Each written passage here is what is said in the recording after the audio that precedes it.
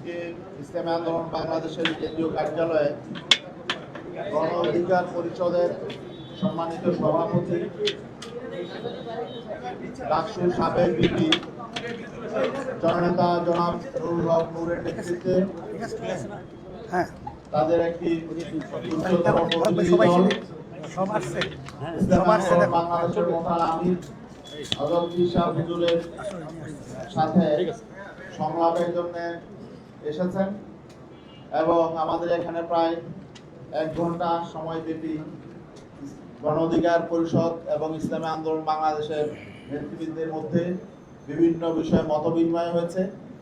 বর্তমান চলমান রাজনৈতিক পরিস্থিতির উপরে আলোচনা হয়েছে, সংস্কার বিষয়ে আলোচনা হয়েছে, নির্বাচন নিয়ে আলোচনা হয়েছে এবং আগামীতে বাংলাদেশ গড়ে তোলার ব্যাপারে আমাদের কিছু মৌলিক বিষয়ে আমরা একমত হয়েছি।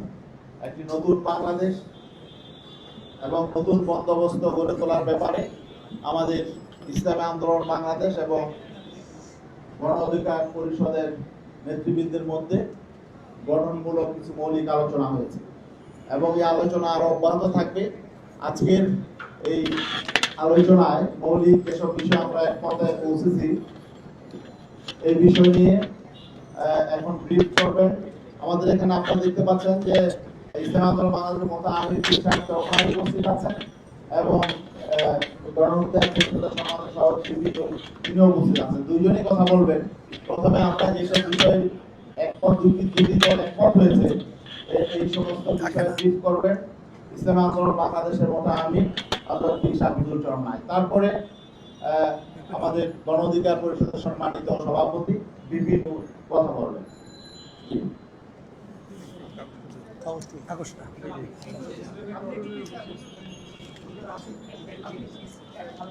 আলহামদুলিল্লাহ, সাংবাদিক ভাইদেরকে ধন্যবাদ জানিয়ে আপনারা তো আজকে আমাদের এখানে কি বিষয় নিয়ে আমরা আপনাদের সামনে কথা বলছি এটা একটু আগে আমাদের সম্মানিত যুগ্ম মহাসচিব আপনাদেরকে বলেছেন। আলহামদুলিল্লাহ, আজকে গণ অধিকারের সম্মানিত সভাপতি সহ কেন্দ্রীয় অনেক উল্লেখযোগ্য দায়িত্বশীল মুখপাত্র সহ তাদেরকে নিয়ে আমরা ইসলাম দেশ মানবতার কল্যাণের জন্য আমাদের রাজনৈতিক দলদের কি করণীয় এবং আমাদের সামনের পদক্ষেপগুলো কি হবে এটা নিয়ে আমরা গুরুত্বপূর্ণ আলোচনা করেছি।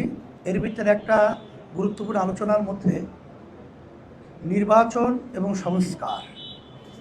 আমরা ঐক্যমতে পৌঁছেছি যে প্রয়োজনীয় সংস্কার হওয়ার পরই এই বর্তমান অন্তর্বর্তীকালীন সরকারের দায়িত্বেই সংস্কার সম্পন্নর পরেই দ্রুত সময় জাতীয় নির্বাচনের পরিবেশ তৈরি করা, জাতীয় নির্বাচন হওয়ার ব্যাপারে আমরা ঐক্যমতে পৌঁছেছি।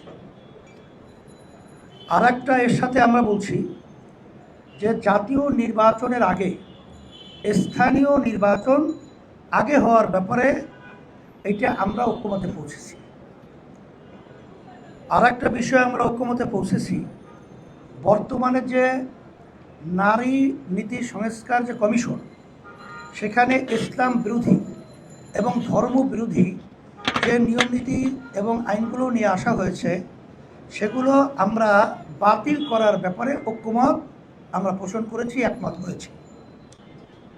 আর একটা বিষয় হলো যে যারা নাকি এ দেশ এবং এই দেশের মাটি মানুষের বিরুদ্ধে গণহত্যা, গুম, এক কথায় আমাদের দেশের টাকা পাচার বিদেশে, সাথে সাথে যারা নাকি ফ্যাসিস্ট চরিত্রের মাধ্যমে যে আমাদের দেশকে অশান্তি করেছিল, হাজার হাজার মায়ের করে খালি করেছিল, তাদের দ্রুত সময় বিচারের আওতায় নিয়ে এসে তাদেরকে বিচার করতে হবে। এটা আমরা দৃশ্যমান অন্তর্বর্তীকালীন সরকারের ব্যবস্থা ত্বরিত এটাকে বাড়াবার জন্য আমরা ঐক্যমতে পৌঁছেছি। আধিপত্যবাদ এবং সাম্রাজ্যবাদ মুক্ত একটি ইসলামী কল্যাণ রাষ্ট্র তৈরির ব্যাপারে ঐক্যমত হওয়া, যাতে ফ্যাসিস্ট বা ফ্যাসিবাদ কখনোই কোনোভাবেই প্রতিষ্ঠিত না হতে পারে, এ ব্যাপারে আমরা ঐক্যমত একাত্রিত আমরা পোষণ করতে পেরেছি। আলহামদুলিল্লাহ, এরপরে আমরা এ দেশটা যেন সুন্দর একটা দেশে পরিণত হয়, এই জন্য আমরা অনেক আলোচনা করেছি। বিগত দিনের রাজনৈতিক এবং আমাদের অবস্থান 53 বছরে আমাদের দেশে সুন্দর কোনো রাজনৈতিক ধারা এবং কোনো সুন্দর দেশ আমরা যারা পরিচালনা করছে তাদের মধ্যেও পাই নাই। এখন আমরা চাইতেছি গণ অধিকার উদীয়মান একটা আলহামদুলিল্লাহ যুবকদের সংগঠন, এদের বলিষ্ঠতা এবং তাদের বক্তব্য দেশের পক্ষে আমরা প্রশংসা করেছি এবং তাদেরকে আমরা একত্রিত হয়ে যারা দেশপ্রেমিক, ইসলামিক, মানবতা কল্যাণ প্রেমিক যারা রয়েছি, একত্রিত হয়ে জাতীয় সরকারের রূপরেখা কিভাবে তৈরি করা যায় এ ব্যাপারেও আমরা আলোচনা ধারাবাহিকতা রেখেছি। সামনেও ধারাবাহিকতা চলতে থাকবে ইনশাআল্লাহ। আপনাদের সকলকে ধন্যবাদ। আর পিআর পদ্ধতির ব্যাপারে আমরা একমত হয়েছি যে আমরা বিগত 53 বছরে আমরা দেখেছি যে পদ্ধতিতে নির্বাচন হয়েছে, এর মাধ্যমে কালো টাকার দৌরত্ব, পেশি শক্তির ব্যবহার এবং অযোগ্য লোকগুলো সেখানে দায়িত্বে সংসদে বসে দেশকে বিভিন্ন কায়দে অশান্তি করে তুলেছে। এই জন্য আমরা জাতীয় নির্বাচনে পিআর পদ্ধতির নির্বাচন হওয়ার ব্যাপারে আমরা একমত হচ্ছি। আলহামদুলিল্লাহ, এখন গণ অধিকারের সম্মানিত সভাপতি আপনাদের সামনে ব্রিফিং দেবে, কথা বলবেন।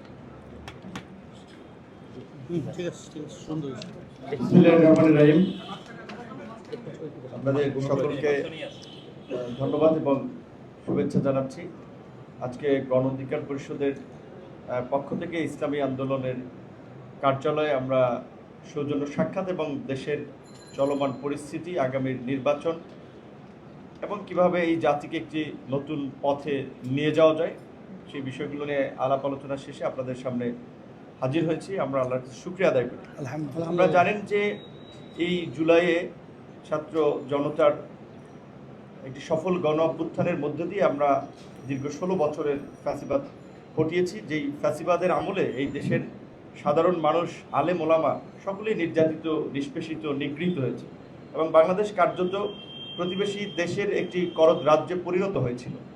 তো সেই জায়গা থেকে আমরা মনে করি যে এই দেশের কিছু মৌলিক সংস্কার ব্যতীত যদি আমরা একই পথে চলি তাহলে আবার এই দেশে নানা ধরনের সংকট তৈরি হবে, স্বৈরাচার তৈরি হবে, ফ্যাসিস্ট তৈরি হবে। সে কারণে আমরা মনে করি যে এই জুলাই গণ অভ্যুত্থানের যারা হত্যাযজ্ঞ চালিয়েছে, নির্মমতা চালিয়েছে, গণহত্যা চালিয়েছে, তাদের একটা দৃষ্টান্তমূলক বিচার হওয়া দরকার এবং একই সাথে এই গণহত্যার সাথে জড়িতদের রাজনীতি বাংলাদেশে অন্তত হওয়া উচিত না। আমরা তো ইউরোপ আমেরিকার চেয়ে ধরেন বেশি উদার না বলতে গেলে আর কি বিশ্ববাসীর চোখে। সেখানে জার্মানিতে নাৎসিরা কিংবা ইটালিতে মুসলিনের পার্টির সেটাও কিন্তু নিষিদ্ধ হয়েছিল। সেই জায়গা থেকে আমরা এই গণহত্যাকারীদের রাজনীতি নিষিদ্ধের বিষয়েও আলাপ আলোচনা করে, যেটা পীর সাহেবও বলেছে, এবং দ্রুত বিচার যতটুকু সম্ভব সম্পন্ন করা এবং একটা গতি আনা, এই বিষয়গুলোতে আলোচনা করে আমরা একমত হয়েছি। এবং ইসলামী আন্দোলন এবং গণ অধিকার পরিষদের দুটো রাজনৈতিক অবস্থান এটা অনেক আগে থেকে, বিশেষ করে এই সংখ্যানুপাতিক নির্বাচন বা পিআর পদ্ধতির নির্বাচন, আপনারা জানেন আমাদের দল ঘোষণা হয়েছে 21 সালে। সেই 21 সালে আমাদের 21 দফা কর্মসূচির ঘোষণাপত্রই আছে যে ভারসাম্যপূর্ণ সংসদের জন্য এই সংখ্যানুপাতিক নির্বাচন। এই বিষয়টা আমরা দুই দলই অনেক আগে থেকে একমত, আমরা বলে আসছি এবং আমাদের রাজনৈতিক অবস্থান আমরা এখনও বলে যাব, আমরা এই জায়গায় একমত আছি। একই সাথে আপনারা লক্ষ্য করেছেন যে এই গণ অভ্যুত্থানের পরপরে আমরা বলে আসছিলাম যে ফ্যাসিবাদী আমলে অনুষ্ঠিত স্থানীয় নির্বাচনগুলো যারা ভোট ডাকাতির মাধ্যমে জনপ্রতিনিধি হয়েছে তাদের বিরুদ্ধে ব্যবস্থা নেওয়া দরকার, নির্বাচনগুলো বাতিল করা দরকার।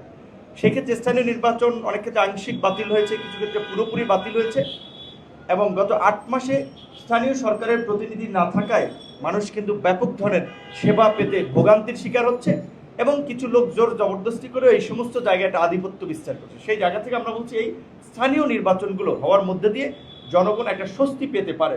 যেহেতু জাতীয় নির্বাচনের আগে সংস্কার হবে, তার জন্য কিছুটা সময়ের প্রয়োজন, জাতীয় ঐক্যমত্য প্রয়োজন, অন্তত তার আগে স্থানীয় নির্বাচনটা হতে পারে, এই বিষয়ে আমরা দুটো দল আমরা একমত হয়েছি।